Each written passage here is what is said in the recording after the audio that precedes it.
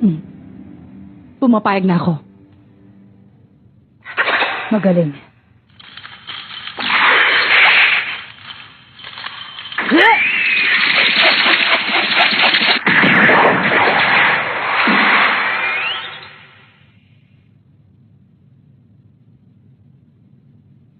Ang siyo naman ngayon, Pakunoda.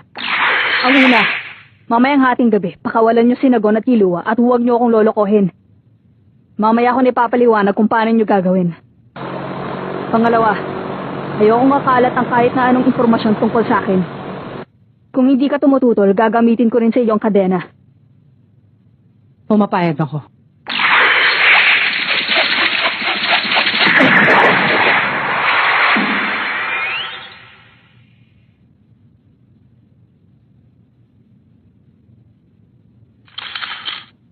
Senritsu, makinig ka. Sa sitwasyon ngayon ni Lagon at Kilua, maaari ba nating malaman kung ano ng kalagayan nila? Maririnig mo ba ang tibok ng kanilang mga puso? Pwede. Pero hindi ko kabisado ang kikon. Nakapag-usap na kami ni Kilua at narinig ko na kung paano sumibok ang kanyang puso. Malalaman ko kung normal pa yun hanggang ngayon kaya lang. Huwag kang mag-alala. Tungkol sa pagpapalitan ng hostage. Kurapika, hindi mo pa rin pinapansin ang pagtuto sa iyong puso. Hindi. May maliit na tonong hindi sumasang-ayon sa ginagawa mo. Nararamdaman mo yun sa isang dako na iyong isip. Pero nagkukunwari kang hindi mo napapansin. Bakit nag-iisang pumunta dito si Pakunoda? Yun ang punto. Kung totoo nga ang Spider ay walang pusong organisasyon, siguradong hindi mangyayari ang usapang ito.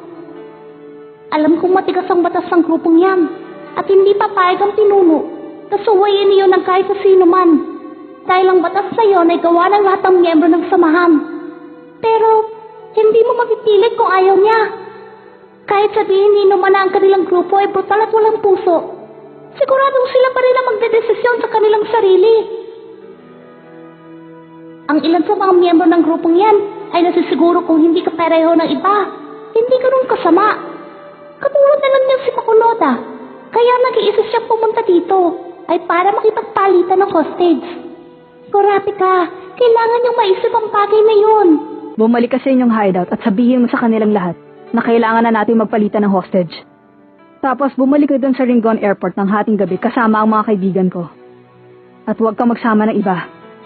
Huwag mong sasabihin kung saan ka pupunta, naintindihan mo? Maliwanag. Maliwanag na ang kasunduan. Bumalik na tayo doon sa airport.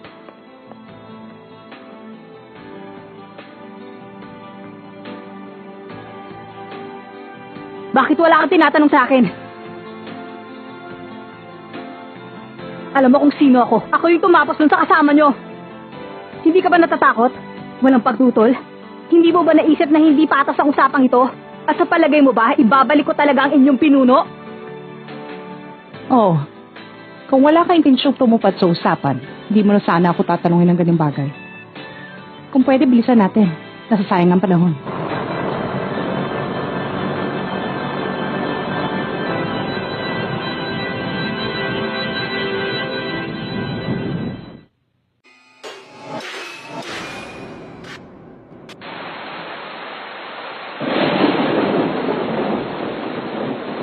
Palagay mo matatanggap namin yun?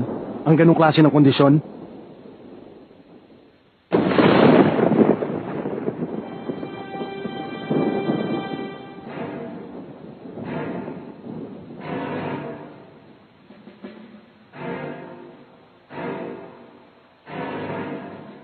Sabihin mo na kung saan Pakunoda.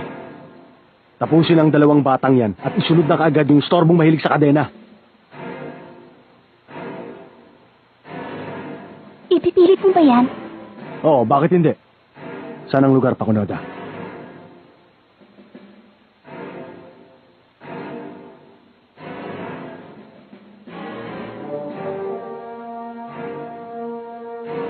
Ay. Hindi ko pwedeng sabihin sa inyo kung saan yun. Ako lang ang pupunta kasama ang dalawang bata. Huwag kayong makikialam. Makikialam?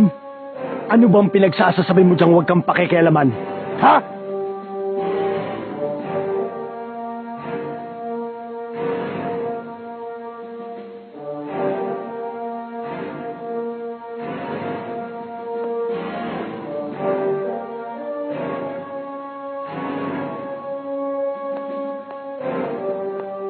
Sige na, mauna na kayo, Pakunoda.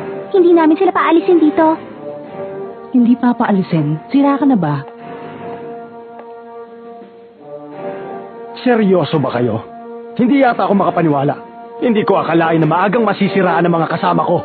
Malamang. Bago pa tayo nakarating dito, hawak na sila sa leeg nung mahilig sa kadena. Siguradong kontrolado na sila ng storbong yun. Desisyon namin ito. Nagsasayang lang tayo ng panahon sa ginagawa natin eh. Kailangan mo na magsalita. Ton,